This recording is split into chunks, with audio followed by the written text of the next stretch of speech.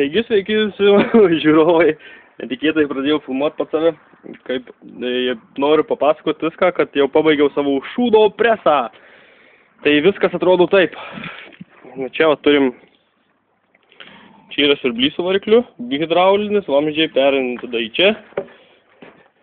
Čia įdėjau paskirstytoje, miškį teko perdaryti, nes buvo iš dviejų surinktas skirtingų. Čia taip stums pirmin, taip atgal, matysit viską toliau. Toliau čia viskas įbetonuota, paslėpta tas visas daiktas aparatas po žeme. Čia turiu čia eina vamzdis ir išlenda, jeigu matosi čia. Viskas reikia taip kol kas. Kol kas dar nepajungiau normaliai elektros, bus irgi įdėta tenai vidui prie rankenos. Tai kol kas pasileidžia šitaip, pasileidžia siurblys.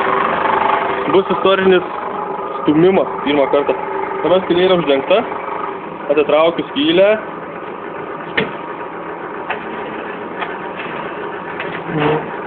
Tai skylė atsidarė.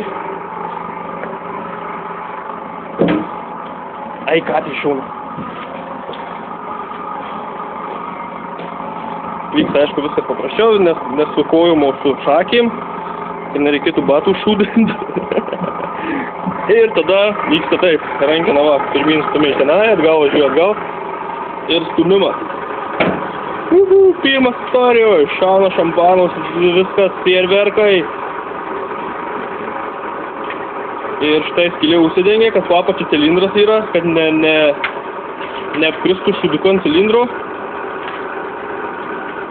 Taip, nuvažiuoja, grįžta atgal. Viskas padaryta, kad uždengta, gražiai bėgelis važinėja, kreipiančiosios padarytos. Čia irgi padaryta, kad nesiskersuotų. Ir viskas čia pautoms kardom po apačia cilindras. Ir teoriškai, jeigu būtų užpildyta visa sistema, tai per tą vamzdį turėjo išlysti viskas, kas liko. Tai va, mano projektas baigtas ir galiu po tik tai pajungti elektrą. Kad normaliai jungtuku junginėtųsi. Susitvarkyti visą šitą, ką čia prikasinėjau, žemių, betonų ir drūžbų ir laužtuvų ir visa kita. Ir bus viskas. Kitoje serijoje matysite, kaip viską kovoja prieš blogo jėgas su šakų tarka. Laukite tęsinio.